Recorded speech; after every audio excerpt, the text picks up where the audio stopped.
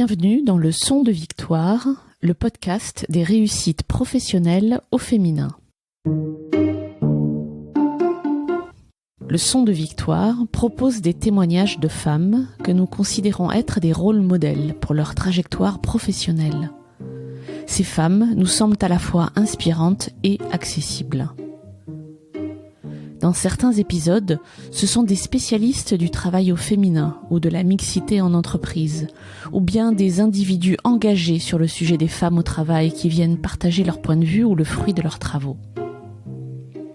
Nous sommes convaincus que vous trouverez dans tous ces partages des clés pour développer votre propre parcours professionnel, que vous soyez un homme ou une femme. Je suis Amélie Dag et avec ma complice Perrine Corvézier, que vous pouvez entendre sur d'autres épisodes, nous avons fondé Human Learning Expedition, ou HLX, le cabinet de conseil et de coaching qui accompagne les réussites professionnelles individuelles et collectives en cultivant les comportements qui mènent au succès. Le Son de Victoire, c'est aussi le nom des modules d'auto-coaching en format audio que nous produisons pour permettre aux femmes de lever un à un les obstacles qu'elles peuvent rencontrer sur leur parcours professionnel en entreprise. Rendez-vous sur le site leçondevictoire.com pour en savoir plus. Si vous aimez ce podcast, parlez-en autour de vous, commentez et notez cet épisode avec les fameuses 5 étoiles. Cela permettra de le faire connaître et d'inspirer encore plus de femmes et d'hommes en leur soumettant des comportements et des points de vue inspirants. Place maintenant à l'invité de cet épisode.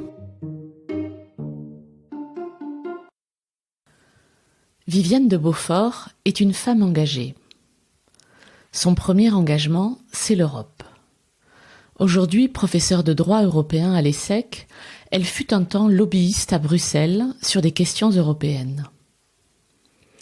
Depuis quelques années, elle est aussi fortement mobilisée pour la mixité, terme qu'elle préfère à l'expression égalité homme-femme, qui pâtit d'un côté revendication qu'elle espère dépasser. J'ai interviewé Viviane de Beaufort par un froid matin de novembre 2020, en plein reconfinement. Malgré notre expérience des enregistrements à distance, il y a des cas rares où la qualité du son n'est pas au rendez-vous. Je tenais néanmoins à partager avec vous la conversation passionnante et éclairante que j'ai eue avec Viviane de Beaufort. Je vous retranscris donc notre échange à travers ma voix. Bonne écoute!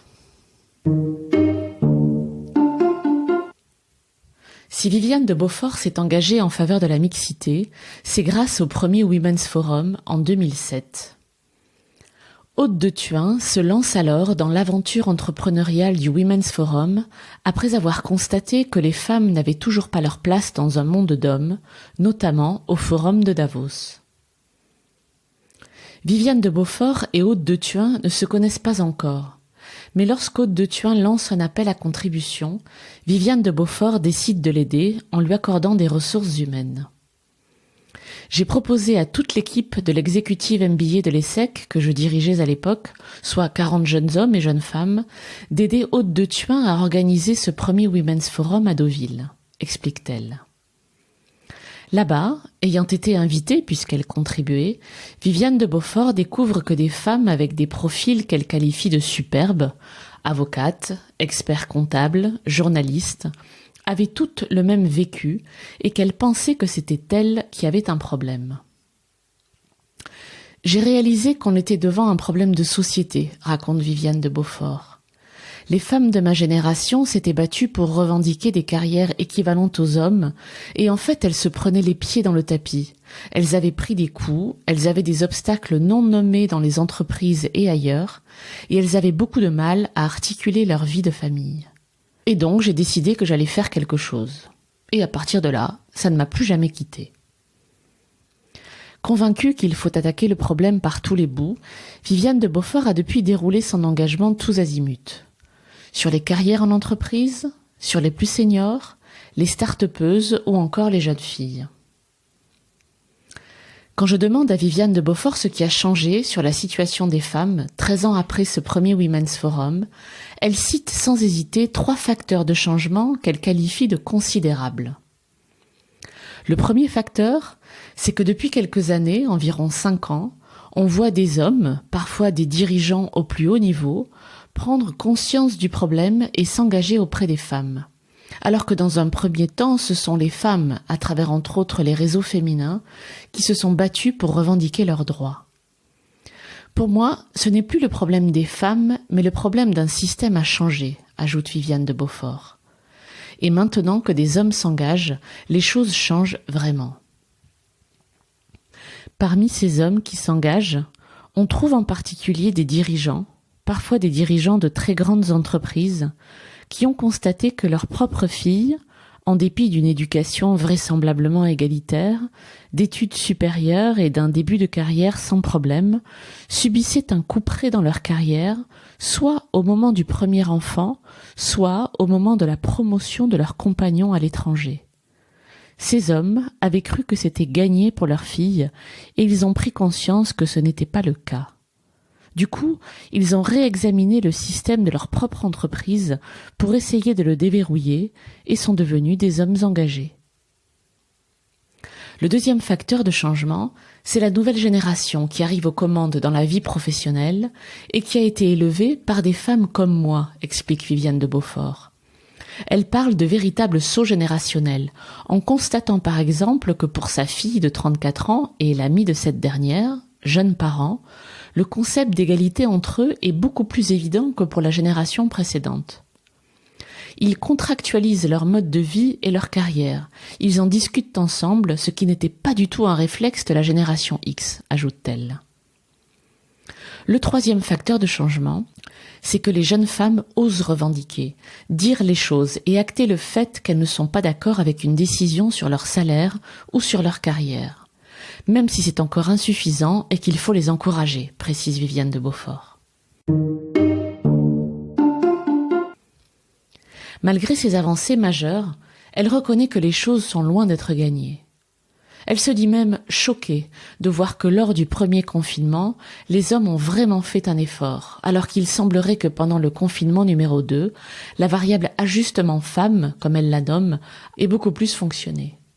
Viviane de Beaufort précise alors que dès qu'il y a un bouleversement, soit personnel, soit général, ce qui est le cas aujourd'hui, ce sont les femmes qui se reprennent la charge, comme si ce n'était pas cranté, et on leur redonne immédiatement le rôle classique de la charge familiale, de la charge des affaires personnelles, et donc elles sont retardées très concrètement dans leur travail, ou alors elles se crèvent. Viviane de Beaufort explique, il y en a plein qui sont en burn-out et à tous les niveaux, des dirigeantes, du middle management, des assistantes, des jeunes mamans, des plus âgées. J'ai même vu un phénomène chez les mamies qui essaient d'aider leurs filles et comme elles travaillent elles aussi, elles sont crevées.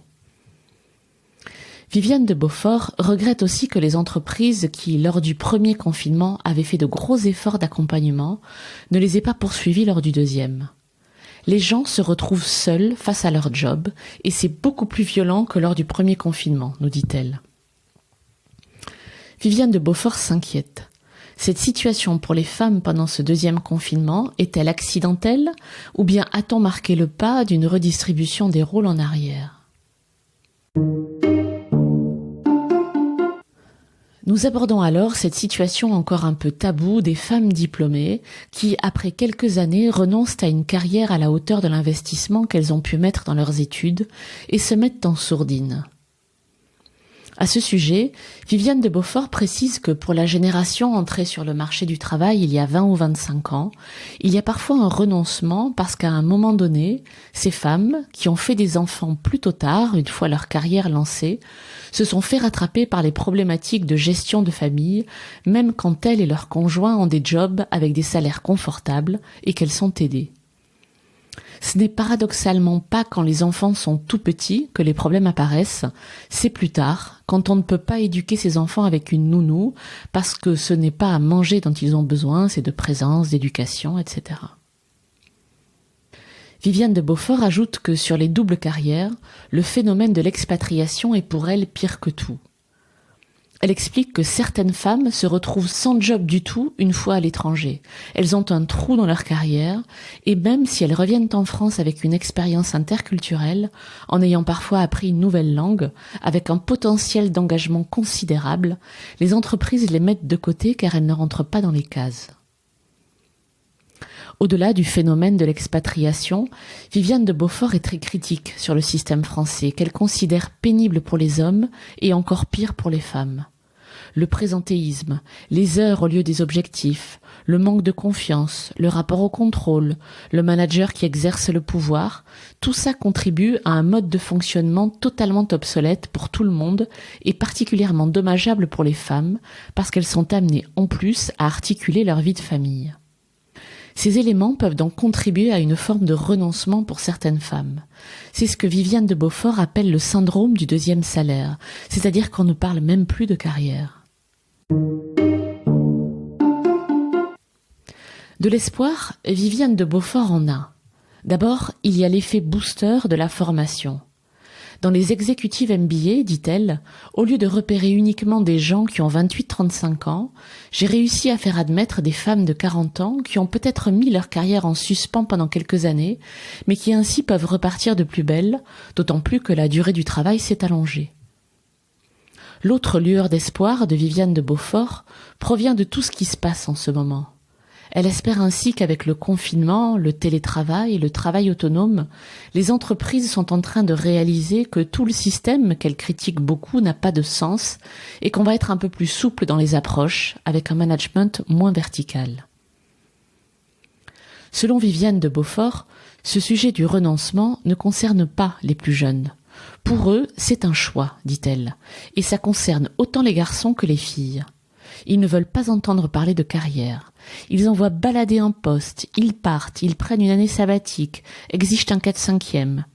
Les entreprises le comprennent très mal, mais elles vont être obligées de le comprendre parce que ce sont les talents de demain. Filles et garçons ont le même genre d'attitude, et tant mieux, précise Viviane de Beaufort. Nous avons ensuite évoqué le cas des femmes qui quittent l'entreprise pour se lancer dans l'entrepreneuriat, avec plus ou moins de succès. Viviane de Beaufort explique à ce sujet avoir lancé en 2008 une formation intitulée « Entreprendre au féminin ». Pendant 10 ans, elle a aidé des femmes qui renonçaient à une carrière avec trop d'iniquité, mais qui avaient des compétences et un réseau. Bien que cette formation ait aidé un maximum de personnes, Viviane de Beaufort a effectivement constaté qu'il y avait aussi beaucoup d'échecs, liés non pas aux bagages qui étaient délivrés, mais aux soft skills. Elle ajoute « Elle n'était pas toute faite pour ça, et j'ai renoncé en 2017 parce que je ne voulais pas créer une promesse que je ne pouvais pas délivrer. » Viviane de Beaufort a alors pris le sujet de l'entrepreneuriat au féminin par un autre bout, en créant un club de start-upeuses dont elle vérifie avec soin le parcours personnel, les soft skills, les réflexes. Bref, elle sélectionne plutôt les personnes que les projets. Elle considère aussi que les femmes expérimentées qui quittent l'entreprise peuvent être très précieuses dans des équipes de start-upeuses plus jeunes, et elle leur propose souvent cette voie qui peut prendre la forme de l'association ou de la participation à un advisory board par exemple. Dernier conseil que Viviane de Beaufort adresse aux femmes qui entreprennent, celui de s'associer dès le départ.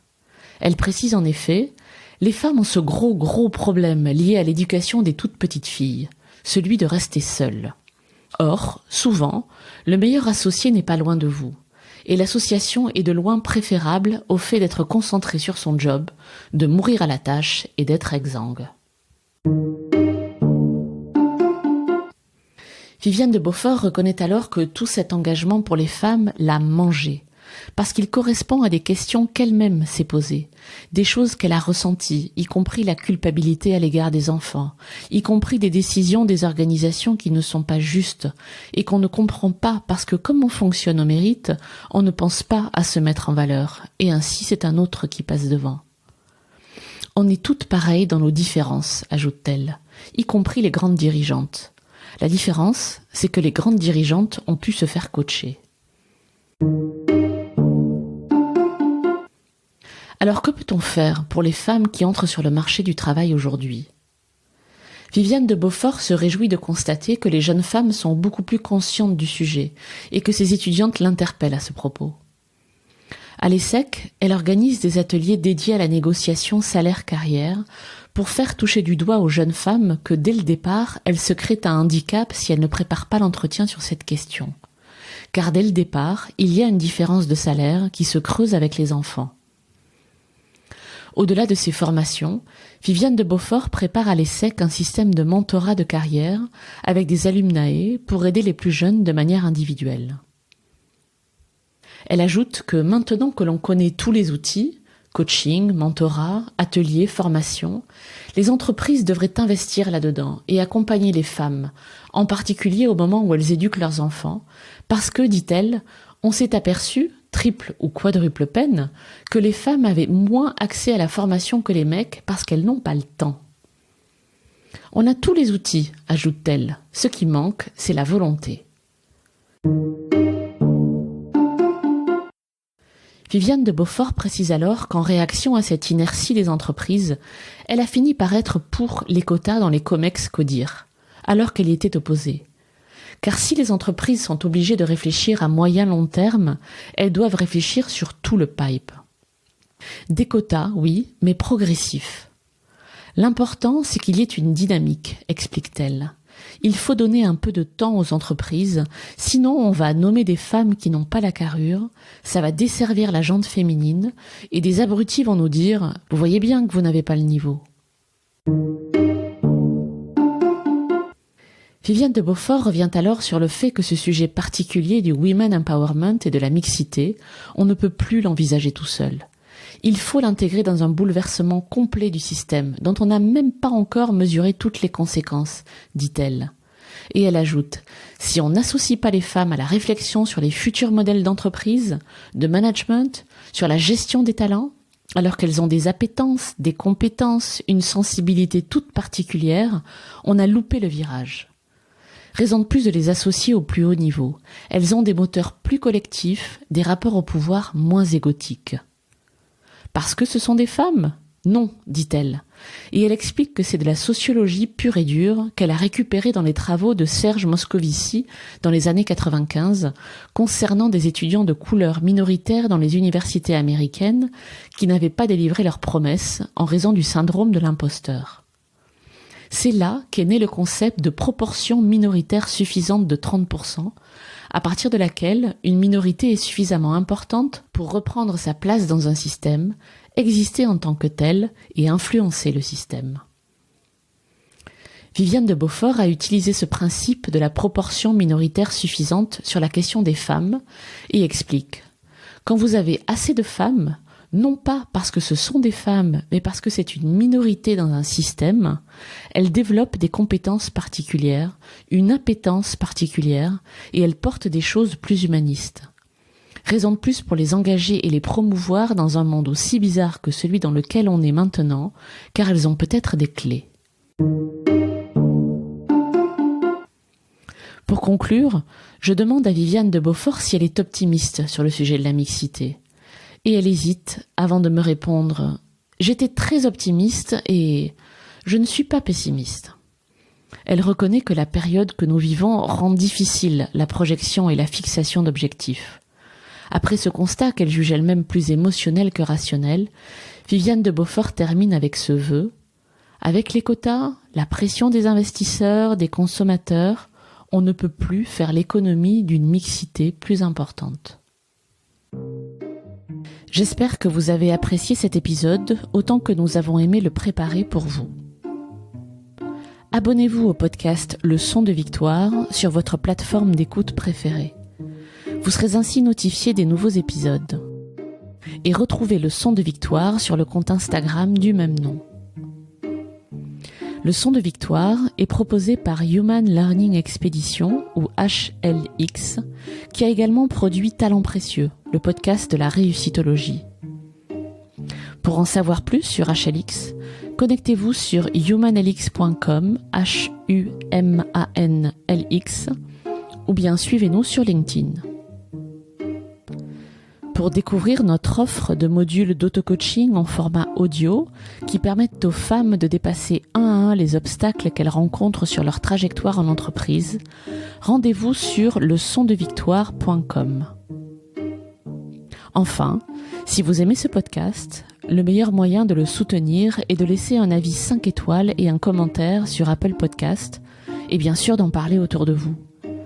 Cela permettra à d'autres de le découvrir également. Je compte sur vous.